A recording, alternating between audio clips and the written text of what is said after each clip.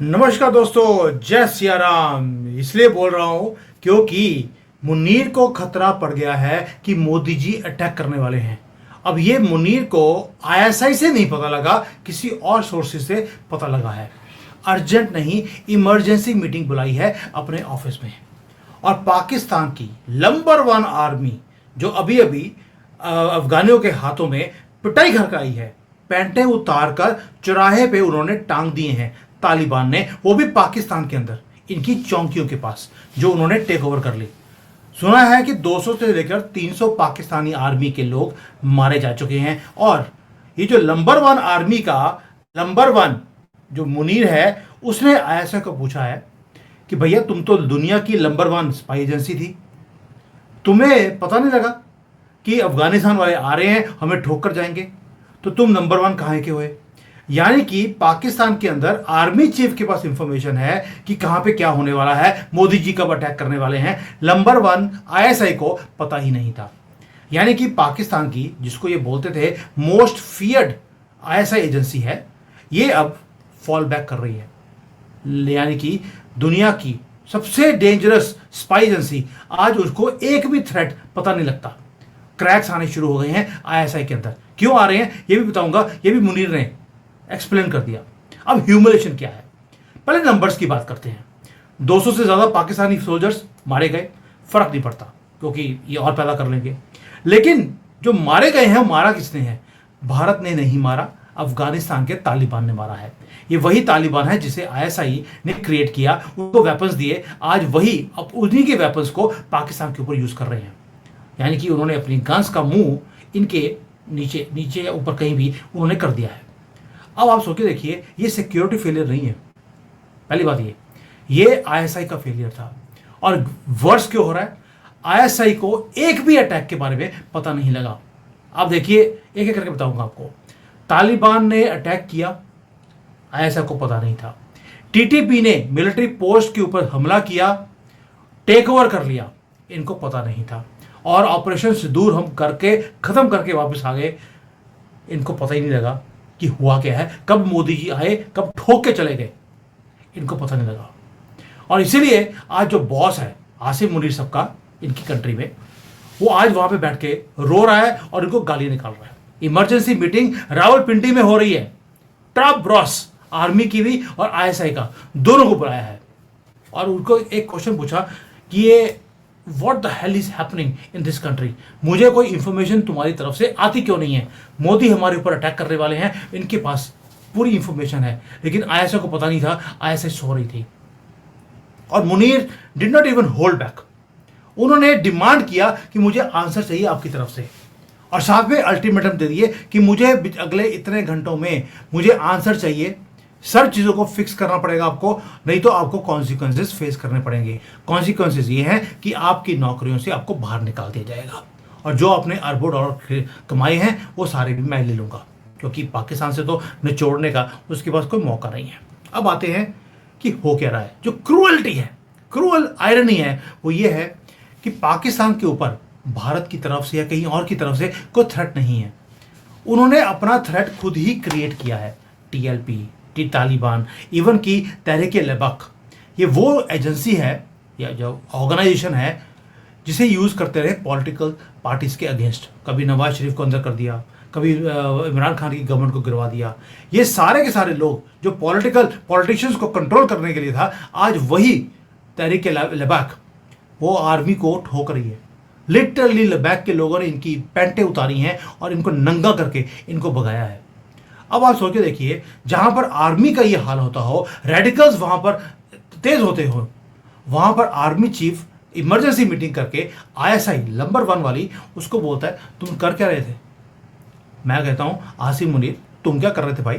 तुम तो 3 बार कुत्तों की तरह खाना खाने चले गए अमेरिका के प्रेसिडेंट के पास। क्या तुम्हारे यहाँ पर युद्ध हो रहा था, प्रेसिडेंट तो आया नहीं आपकी हेल्प करने के लिए? ना ही सऊदी अरेबिया आया, ना ही कतर आया। सबको फ़ोन किया कि प्लीज़ हमें अफगानियों से बचा लीजिए।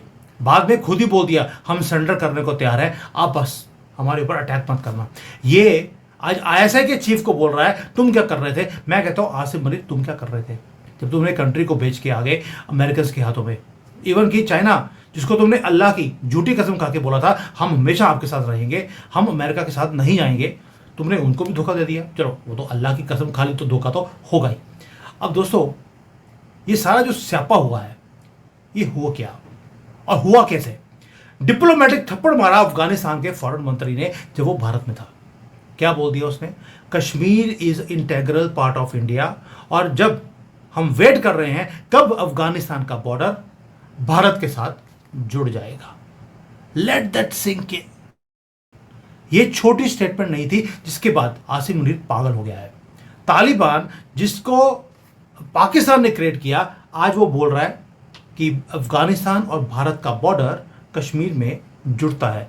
सोच के देखिए, इससे बड़ी एम्बैरेसमेंट वो हो नहीं सकती। और आईएसआई को पता ही नहीं था कि उनका फॉरेन मंत्री भारत में आ रहा है। दैट इज वाई अब इसकी जब इन्वेस्टिगेशन करी मैंने कि जो आईएसआई है, जो नंबर 1 होती थी, आज नंबर लास्ट भी नहीं है। रीज़न क्या है? उसका रीज़न भी एक ही आदमी है, उसका नाम है आसिम मुनीर। हर चीज़ में वो अपना कंट्रोल चाहता है, हर चीज़ में उसकी इंटरफेरेंस है। माइक्रो जो डिसीजंस होते हैं, छोटे छोटे डिसीजंस, वो भी आसिम मुनीर खुद करता है। किसकी अपॉइंटमेंट होगी, कौन सा ऑपरेशन करना है, कौन सी स्ट्रैटेजी है, आईएसआई अपने आप से कोई डिसीजन नहीं ले सकता। हर चीज़ आसिम मुनीर करता है। आपको याद होगा ऑपरेशन सिंदूर में मोदी जी ने बोला था कि जो इसके पीछे था, जिसने मास्टरमाइंड था, हम उसे नहीं छोड़ेंगे। Asim Munir was the one जिसने प्लानिंग करी थी, आईएसआई ने प्लानिंग नहीं करी थी। पहली बात ये। दूसरा एक रीज़न और भी था कि जो इस पूरा सिस्टम इनका वो खोखला हो चुका है, गल गया है। ऑफिसर्स हैं, पहली बात यह है कि इनकी यहाँ पे ट्रांसफर्स होती हैं, जो इंटेलिजेंस के लोग होते हैं। वैसे तो इस कॉम के पास तो इंटेलिजेंस होती नहीं है, लेकिन फिर भी हम मान लेते हैं कि इनके पास एक इंटेलिजेंस की एजेंसी है। वहाँ पे जो ऑफिसर्स होते हैं, उसको कभी किसी कंट्री में, कभी कहीं, उसको ट्रांसफ़र करते रहते हैं। अब सुना ये है कि पिछले 3 सालों से इन बंदों की ट्रांसफ़र ही नहीं हुई। ये वहाँ बैठे, जहाँ बैठे हैं वहीं पे बैठे हैं। अब वो लेज़ी हो गए हैं एंड दे फील यार कंफर्टेबल है, शिफ्ट करने की ज़रूरत क्या है। और तीसरा मेजर रीज़न है क्योंकि हर सारा कंट्रोल मुनीर के पास है। अब कोऑर्डिनेशन ही नहीं हो रहा। जो टॉप ब्रास है आईएसआई की, आर्मी की, वो आपस में ही लड़ते रहते हैं अपनी हायर पोजीशंस लेने के लिए। सबकी वेट है कि आसिम मुनीर कब जाएगा और कब हम इसकी पोजीशन को लेकर पैसे कमाएंगे। अब जो भारत के ऑफिसर्स हैं, उन्होंने बोल दिया, अभी अभी मुझे न्यूज़ मिली है कि पाकिस्तान आर्मी एंड आईएसआई दोनों के अंदर आसिम मुनीर ने बोल दिया कि शिफ्ट करो सबको, इनको काम पे लगाओ। ये बैठे बैठे 2 दिन की लंबी होती आ रही है, लंबी नहीं, बड़ी होती आ रही है। यानी कि अब वहाँ पे शफलिंग शुरू होगी। जब सिस्टम गला हो, उसके अंदर शफलिंग करने से होगा क्या? जो तुम्हारी शिप है वो तो सिंक कर रही है, तुम्हें होल्स को प्लग करना है, ना कि होल्स को लेफ्ट से निकालकर राइट में डालना है। लेकिन मैं पहले बोला है कि इंटेलिजेंस होती तो यूज़ करते। अब मुनीर की प्रॉब्लम क्या है? पहली बात यह है कि वो कहता है कि भाई हमारे जो रिलेशनशिप्स हैं अमेरिका के साथ बहुत ज़बरदस्त है। दूसरी तरफ अपने घर में आग लगी है, आईएसआई फेल हो रही है, आर्मी भाग रही है, एम्बैरेसमेंट पे एम्बैरेसमेंट है। हर रोज़ 10-15 तो इनके आर्मी के लोग हर रोज़ मरते हैं। मैं अफगानिस्तान की बात नहीं कर रहा, रूटीन में मरते हैं, रूटीन में। तो इसलिए पाकिस्तान की जो एनिमीज़ हैं वो बाहर से नहीं, अंदर ही बैठे हैं, और वही इनकी हालत भी ख़राब कर रहे हैं। अब न्यू दिल्ली क्या कर रहा है? रामचंद्र बनकर हम देख रहे हैं। हम देख रहे हैं पाकिस्तान कैसे टूट रहा है। हम देख रहे हैं फैसिनेटिंग मूवी वहाँ चल रही है, कोक हमारे सामने है, हमने पॉपकॉर्न रखे हैं, हम खा रहे हैं। हम देख रहे हैं कि पाकिस्तान टूट जाएगा और खुद अपने आप पीओके हमारे पास आ जाएगा। हमें कुछ नहीं करना। मैं आपसे एक सिंपल क्वेश्चन पूछता हूँ, अगर यही सिचुएशन भारत की होती और पाकिस्तान हमारी सिचुएशन की होता, जहाँ पर इकोनॉमिकली, डिप्लोमेटिकली, मिलिटरीली वो इतना स्ट्रांग होता जैसे हम हैं, क्या वो पॉपकॉर्न और कोक पी रहा होता? वेरी सिंपल क्वेश्चन है। मैं ये नहीं कह रहा हूँ कि गवर्नमेंट कुछ गलत कर रही है, सिर्फ एक व्यू पॉइंट ले रहा हूँ आपका कि क्या पाकिस्तान यही कुछ करता जो हम कर रहे हैं। और पिछले 75 सालों से हम क्या करते रहे? Wait and watch. नहीं, पाकिस्तान को कुछ नहीं करना, इनके पास न्यूक्लियर बॉम्ब है, और हम वेट करते रहे, वॉच करते रहे कि अंदर से ये फूटेंगे, इनके टुकड़े हो जाएंगे। लेकिन हमने ऑपरेशन सिंदूर करके भी देख लिया, ये नहीं टूटेंगे। क्योंकि जब नेशनलिज्म का बात आता है, ये सारे इकट्ठे हो जाते हैं। बेशक आज की डेट में वो अपने कंट्री को तबाह करने पे इकट्ठे आए हैं सड़कों पे, लेकिन अगर भारत का मामला आएगा, ये सारे के सारे इकट्ठे हो जाएंगे। और जो कश्मीर का हमें लगता है कि इनके हाथ से स्लिप होता जा रहा है, ज़्यादा देर नहीं लगेगी। एक बार इन्होंने दोबारा से कहीं पहलगाम का अटैक दोबारा से कर दिया, पहलगाम स्टाइल, सारा कंट्री भगड़े डालते हुए आपको दोबारा दिखेगा। आज इनका आईएसआई, इनकी आर्मी पिट रही है, गालियां पड़ रही हैं उनको, इनका सिस्टम कोलैप्स कर रहा है। लेकिन कब तक? ये तो अनरिलायबल लोग हैं जिन्होंने बिलियंस ऑफ डॉलर अल्लाह की कसम खाकर इन्होंने चाइना से लिए थे, उसको भी धोखा दे दिया। आप कहां खड़े हैं? इसलिए बोल रहा हूं, आज अफगानिस्तान इनको बैकअप नहीं कर रहा। वो पाकिस्तान की गवर्नमेंट बोल रही है कि अफगानियों ने भारत के साथ मिलकर यह काम किया है, यानी कि भारत ने करवाया है। लेकिन अफगानी बोलते हैं we have done it independently, क्योंकि हमारी अपनी गवर्नमेंट है, हमारी अपनी कंट्री है। और अब मैं आपसे पूछता हूं कि पाकिस्तान जिस लेवल पर पहुंच गया है, वहां पर इसके आगे अब कहां जाएगा? नर्क से नीचे तो ये गिर चुके हैं। रेपुटेशन भी, मिलिट्री का जो हालत है आपके सामने है। और मुनीर क्या कर रहा है? इमरजेंसी मीटिंग में अल्टीमेटम दे रहा है। लेकिन अल्टीमेटम देने से चीज़ें फिक्स नहीं होती हैं। पाकिस्तान वही करेगा जिससे पूरी कंट्री इकट्ठी हो जाए, एक और अटैक भारत के ऊपर। और मैं आपको गारंटी देता हूं कि पाकिस्तान हमारे ऊपर एक और अटैक करेगा ही करेगा। क्यों? क्योंकि चाइना की हालत खराब है। चाइना इनको यूज करेगा हमारे खिलाफ, खुद नहीं करेगा। खुद बहुत अच्छा बन के बैठा हुआ है कि हम ट्रेड बढ़ा रहे हैं, हम इन्वेस्टमेंट जारी हैं, फ्लैटें शुरू हो गई।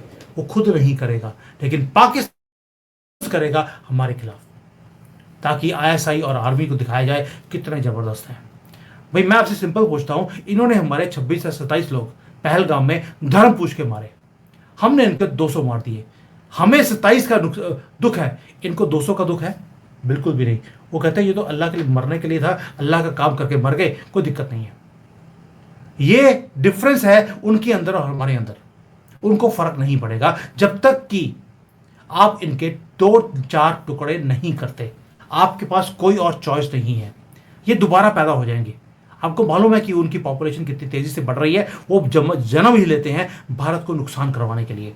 इसलिए मैं ये वीडियो बना रहा हूं कि आज हम खुश बड़े होते हैं, पाकिस्तान की आर्मी मार खा रही है, उनकी इंटेलिजेंस एजेंसीज फेल हो रही हैं। कॉन्सिक्वेंसेस क्या हैं? कॉन्सिक्वेंसेस ये हैं कि अब ये अपनी इज्जत को बचाने के लिए आपके साथ युद्ध करेंगे, और आप कह रहे हैं कि युद्ध का टाइम नहीं है। अब मुझे नहीं समझ आता कि इतनी बुरी हालत हो जहां पर अफगानिस्तान लड़ रहा हो, अंदर से हर एक स्टेट आर्मी के साथ और आईएसआई के साथ लड़ रहा हो, हम बोले ये टाइम युद्ध का नहीं है। पाकिस्तान ने एक लेसन लर्न किया हुआ है कि हमारी गवर्नमेंट, यानी कि भारत की कोई भी गवर्नमेंट हो, कांग्रेस हो, बीजेपी हो, वो पाकिस्तान से पंगा लेना ही नहीं चाहती। ये पाकिस्तान के अंदर बिल्कुल डीपली बैठा है। कई बार यहाँ पे आते हैं कई कॉकरोच पाकिस्तान के, और तुम लोग नहीं लड़ सकते हमारे साथ, वो धमकी देते हैं।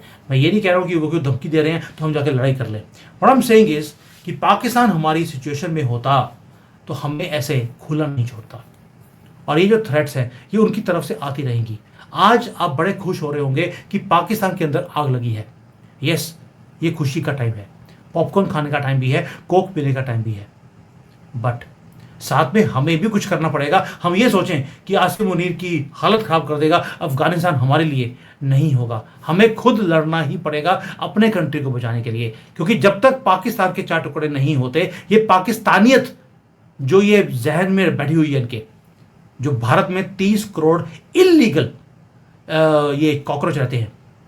एक लीगल इसलिए बोलता हूं, मैं बार बार बोल रहा हूं ताकि आपको याद रहे। 47 में इन्होंने बोला था कि हिंदू मुसलमान इकट्ठा नहीं हो सकता, मुसलमान अपना कंट्री ले रहा है, ये हिंदुस्तान है, नाम था हिंदुस्तान।